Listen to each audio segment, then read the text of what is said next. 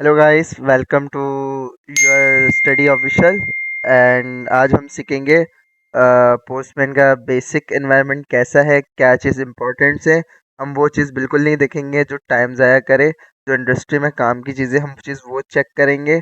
और किस तरह फ़ौरन से फ़ौरन एपीआई टेस्ट की जाती है, बेसिक फंक्शंस क्या है, क्या क्या चीज़ें इंपॉर्टेंट है वो चीज़ देखेंगे सिर्फ।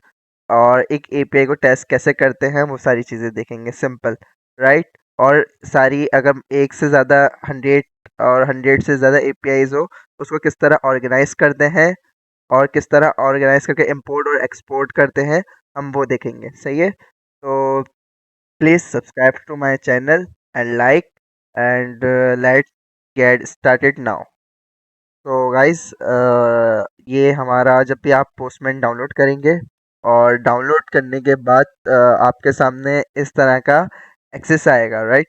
या आप उसको स्क्रीन कह लें, यूआई यूएक्स कह लें, पोस्टमैन की। सही है, तो फर्स्टली इसमें जो सीखने की चीज़ होती है वो इम्पोर्टेंट होती है, वो ये कलेक्शन।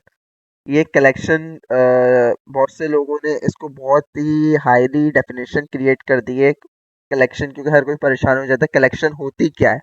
सही है, तो मैं इसको वन वर्ड में डिफाइन करूंगा। What is collection? Collection that's means a folder. Like जैसे आप डेस्कटॉप पे एक फोल्डर क्रिएट करते हैं और उसके अंदर मल्टीपल फाइल्स रखते हैं, इसी तरीके से कलेक्शन भी वही काम करता है। फॉर एग्जाम्पल, आप मान लो कि आपके पास एक दो या 5 से 10 एपीआई चेक करने को नहीं, आपके पास एक बहुत बड़ा सॉफ्टवेयर आता है जिसके अंदर 1000 एपीआईज होती हैं या 500 एपीआईज होती हैं। उसको आप किस तरह ऑर्गेनाइज करोगे? आप कलेक्शन के थ्रू उसको ऑर्गेनाइज करोगे। वरना अगर आपके पास 2 से 3 एपीआई है तो आपने कुछ भी नहीं करना है, आपने प्लस पे क्लिक करना है। सही है, एंड ये आपके पास एक इस तरह का ऑप्शन आ जाएगा। यहाँ पे आपने वो एपीआई डालनी है और सेंड कर देना है डेटा, तो आपके पास एपीआई का रिजल्ट आ जाएगा। वो कब कर सकते हैं? जब आपको एक से दो या ज़्यादा से 3-4 एपीआई चेक करनी है। लेकिन अगर आपके पास किसी स्कूलिंग का सिस्टम या यूनिवर्सिटी का सिस्टम या एचआरएमएस का पोर्टल आ जाए, तो आपने क्या करना है? आपने करना ये है कि आपने कलेक्शन का यूज़ करना है। अगर आप कलेक्शन यूज़ नहीं करते तो ये आपका डेटा ऑर्गेनाइज नहीं होगा। डिसऑर्गेनाइज की वजह से आपको खुद समझ में नहीं आएगा कौन सी एपीआई कहाँ आपने फिट करी हुई है। और जब आप अपने टीम लीड या मैनेजर को शेयर करेंगे तो जाहिर सी बात है आपकी जॉब खतरे में होगी, क्योंकि आपको जब खुद नहीं पता होगा, मैनेजर अंडरस्टैंड नहीं करेगा, आप उसको किस तरह रिजल्ट दे सकते हो कि आउट।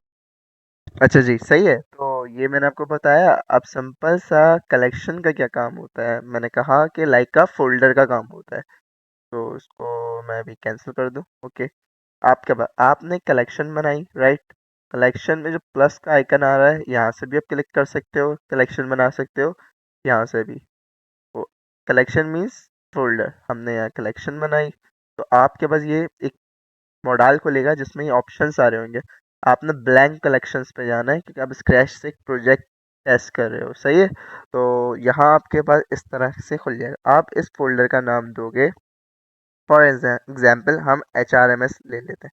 हमने एच आर एम एस लिया क्योंकि बहुत बड़ा बिग प्रोजेक्ट होता है। तो ये हमारे पास एक कलेक्शन बन गई, लाइक का फोल्डर।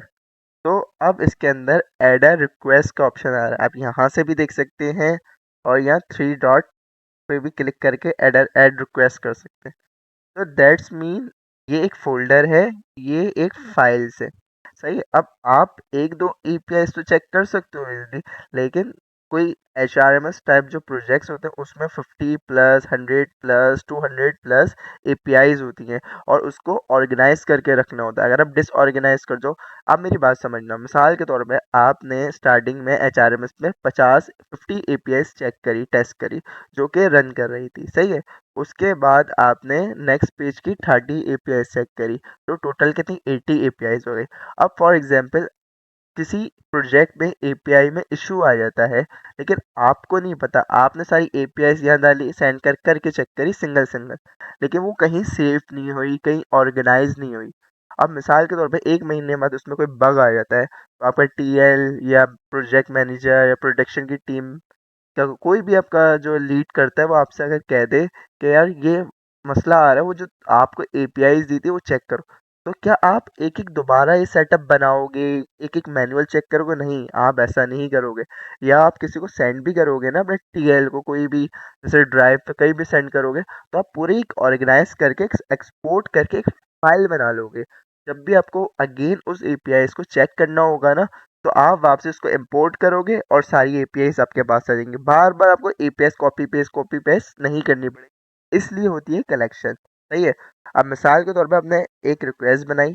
अब आपने फर्स्ट पेज होता है लॉगिन, आपने रखा लॉगिन एपीआई। सही है। तो आपने गेट मेथड की लॉगिन एपीआई क्रिएट कर ली। अब इसी तरीके से आपको एचआरएमएस में लॉगिन एपीआई क्रिएट कर ली। सही है। अब मिसाल के तौर पर मैंने एक थोड़ी सी गलतियां करी, मैं आपको गलती नहीं करी, लाइक आपको समझाने के लिए मैं इस तरह कर देता हूँ, तो ये इजी हो जाएगा आपके लिए। अब देखिए एचआरएमएस एक फोल्डर है, इसके अंदर मैं एक फोल्डर और बना लेता हूँ। मिसाल के तौर पे लॉगिन का पेज होता है हमारे पास, राइट? हमारे पास किसका होता है? लॉगिन का पेज होता है। एचआरएमएस के अंदर एक लॉगिन का पेज आएगा और इसके अंदर मल्टीपल पेजेस होते हैं। तो हर मल्टीपल पेजेस में डिफरेंट टाइप्स ऑफ एपीआई होती है। लॉगिन का आ गया, उसके अंदर हम बना लेते हैं सिंपल सा एपीआई का, तो हम यहाँ इसको नाम दे देंगे लॉगिन। हमने कहा लॉगिन एपीआई। तो ये लॉगिन एपीआई हमारी यहाँ बन गई है। देखें यहाँ पे ऑप्शन आ रहा है लॉगिन एपीआई। यहाँ हम गेट की एपीआई डालेंगे, जिससे लॉगिन के अंदर जितना भी डेटा होगा ना, यूजर नेम, पासवर्ड, ईमेल, वो सारा डेटा आपको यहाँ शो करा देगा। तो गेट मेथड इस तरह आप यूज करेंगे। सही है। अब इसी तरीके से लॉगिन में एक गेट की एपीआई थी, अब इसके अंदर समझे कि दूसरी पोस्ट की है एपीआई है। आपने ऐड रिक्वेस्ट करा। सही है।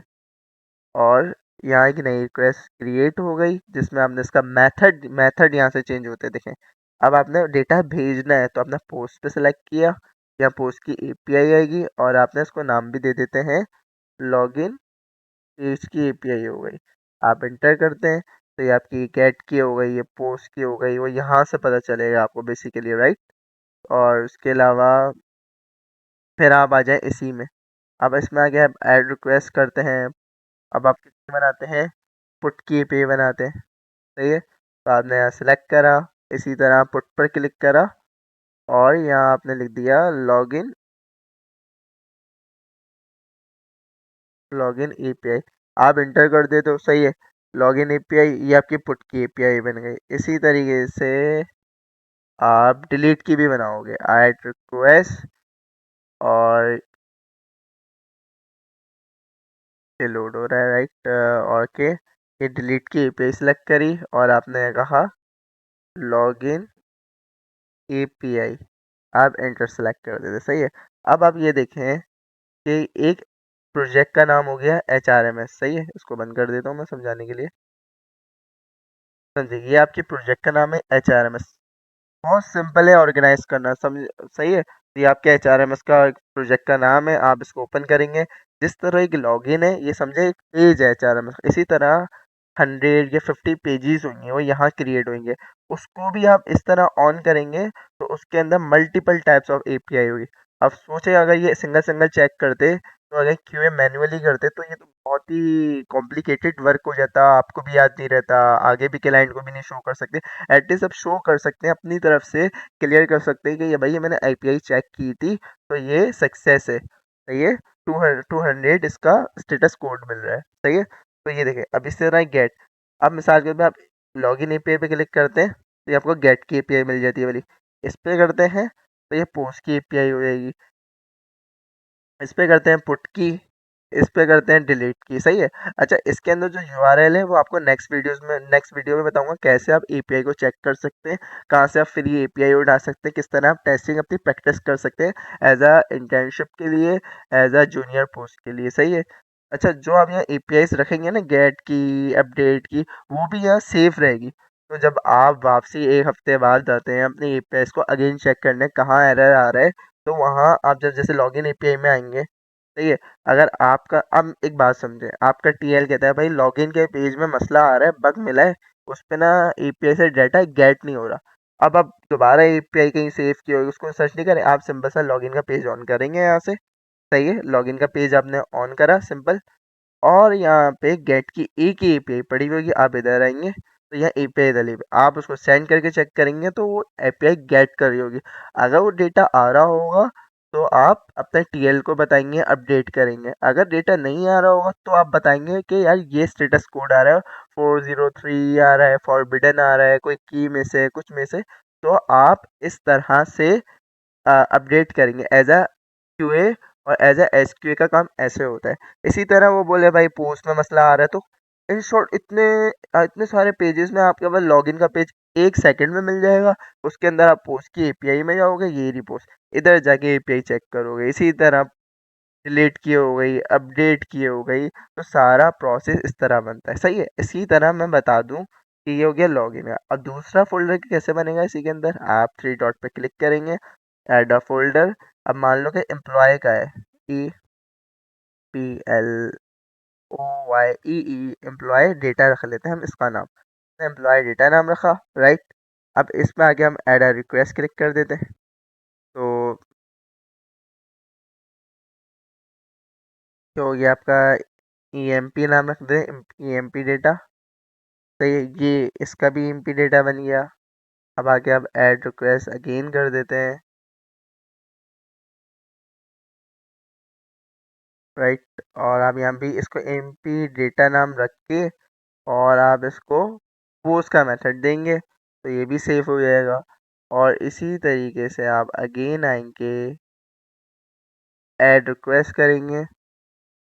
और ये मैं पता है क्यों करके सिखा रहा हूँ, क्योंकि आप एक बार ये वीडियो देख लेंगे ना तो आपको एक अच्छी तरीके से पोस्टमैन यूज करना आ जाएगा। क्योंकि देखिए और जो भी वीडियोस है ना उसमें इतना कॉम्प्लिकेटेड करा हुआ है कि एक नया बंदा आता है ना वो कहता है यार क्या भला है, कैसे बहुत मुश्किल होगा, कुछ भी नहीं है।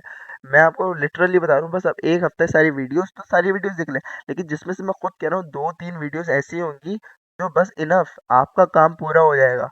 मतलब एज एसक्यू का रोल जो आपको पोजीशन मिली होगी एपीआई टेस्टिंग वगैरह वो आप अपनी तरफ से पूरी करके दे रहोगे। तो अब यहाँ पे हम रेट का सिलेक्ट कर लेते हैं। तो ये हो गया। अब यहाँ पे अब देखें, आप खुद देखें, मैं ये बनाने का रीज़न ही यही था कि आप इसको खुद ही आइडेंटिफाई करें। आप खुद कहेंगे कि यार आपने बिल्कुल प्रॉपर ऑर्गेनाइज करके बताया। कोई इतने सारे फोल्डर्स होते हैं पेजेस में, आप सिंपल सा जिस तरह लॉगिन में आए, इसमें गेट, पोस्ट, अपडेट, डिलीट की एपीआई, इसी तरह इसके अंदर भी गेट, अपडेट, डिलीट एक मैंने रहने दी। अब टाइम सेव करना है इतना तो सेंस ऑफ ह्यूमर ही काम करेगा। अगर नहीं है तो यूज योर हेड।